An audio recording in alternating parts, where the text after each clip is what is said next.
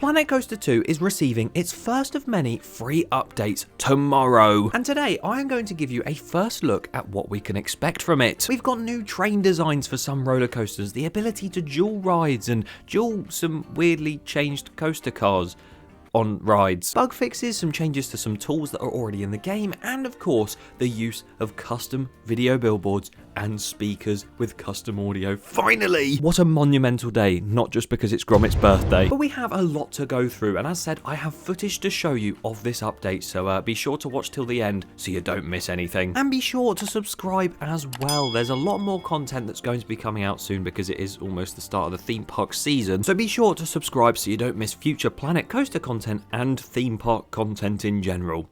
Thanks. With that being said, where does this update come from then? Well, obviously the game released in November of last year. Still feels like it happened yesterday, but no. And it very much came out to very mixed reviews. A lot of people were enjoying it, but there were those few things with the bugs and certain things that were missing from the previous game that really held it back from being this amazing sequel. Obviously all the additions were amazing and they've still added stuff since then, including a DLC which was very controversial, but they then came out and apologised for releasing that DLC and now are going to be making free updates adding loads of stuff over the next few months this year, which is really great to see because obviously most game companies or even theme parks nowadays will open something or release something and then just leave it even if people hate it. But you can really tell the companies that care when they do update them and sort of add things to them, like Frontier are. So thank you for that. And they have a whole roadmap for the next few months. If you want to learn about that, video linked in top right.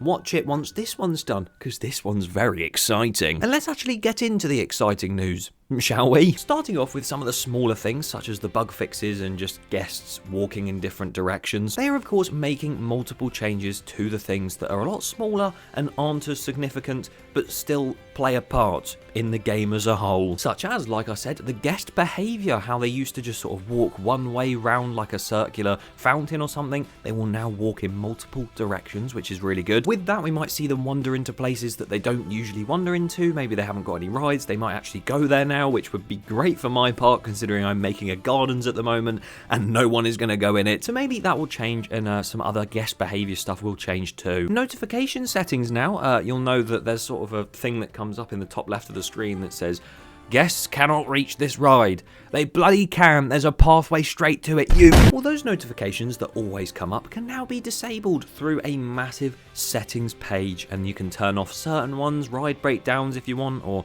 I don't know, say a guest is unhappy that this tiny Ferris wheel costs too much. You can now turn those notifications off, which is lovely. And they haven't specifically mentioned it, but they said a lot of bug fixes will be coming, so whether that's a few or loads, it'd be great to see either way. I just pray that the dispatch timer interval doesn't reset to 2 seconds anymore whenever I load up my game. One thing that is very interesting is they have enhanced the multi-select tool. Considering when the game first released, the multi-select tool just didn't work. To now have the ability to, of course, click shift and add items or control and minus them or whatever your keybinds are. And now, on top of that, be able to filter what you want to select, whether it be just coasters and rides or just scenery, pathways.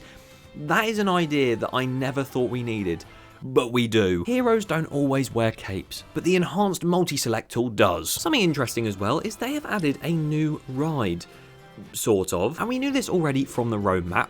Pathos 3 was an old ride from the previous Planet Coaster, and they've sort of ported it over and made it look a little bit nicer. The Wind Turbine ride, or the KMG Tango.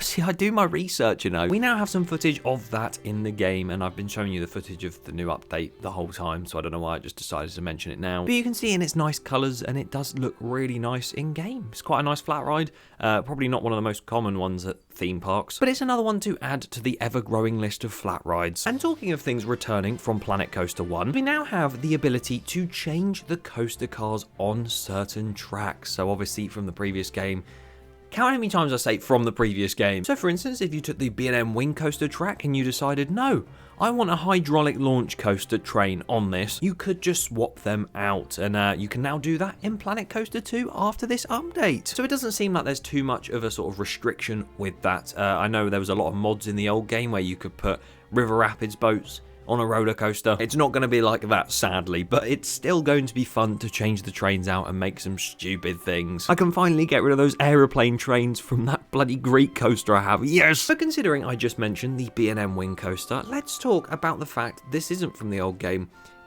This is new. The unthemed versions of certain coaster trains they have added. One of them being the B&M Wing coaster. It was a falcon with like wings and like a bird face.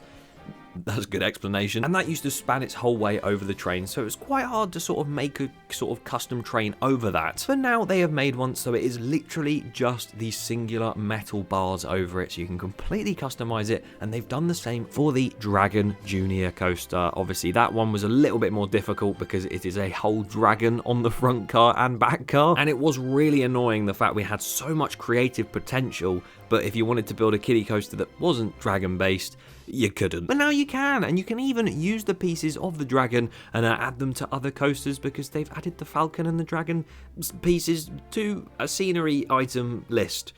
You don't have to use them, but it's quite cool. But, you know, being a park designer, what if I wanted to take a B&M Wing coaster like that and this Junior coaster unthemed and make them duel? No, not the ride at Alton Towers, okay? What if I wanted them to launch off from the station?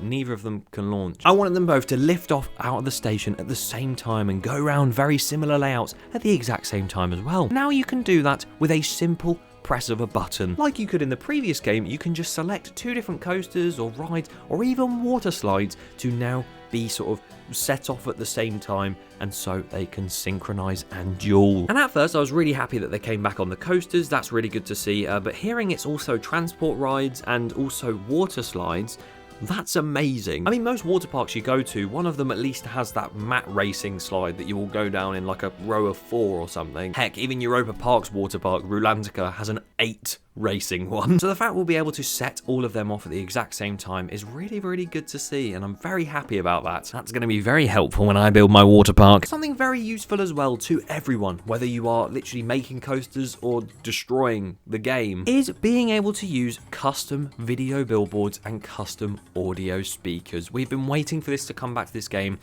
ever since November, because obviously it adds that little extra dimension of your park, having these little graphics you can make and throwing them up on a billboard, or custom audio, putting some music in, or if you really want to, you could just break the game and put really, really loud music on and some weird stuff on the billboards. I totally haven't done that at all in the past, but this is really great to see, and they've even gone the extra mile and added even more types of video screen. We have loads of different types of speakers already, so that sort of counts for itself, but to have curved screens, different aspect ratio screens as well, that is so good. And you can scale them up and down with the scaling tool, which we already have. That is just a game changer. It's genuinely amazing to see how many steps they're now taking to sort of bring back the game to its former glory, because obviously a lot of people didn't like it too much at first, and now they've been consistently updating it month after month, and it's getting better and better. Still not perfect, but I don't think it ever will be, because nor was the first one.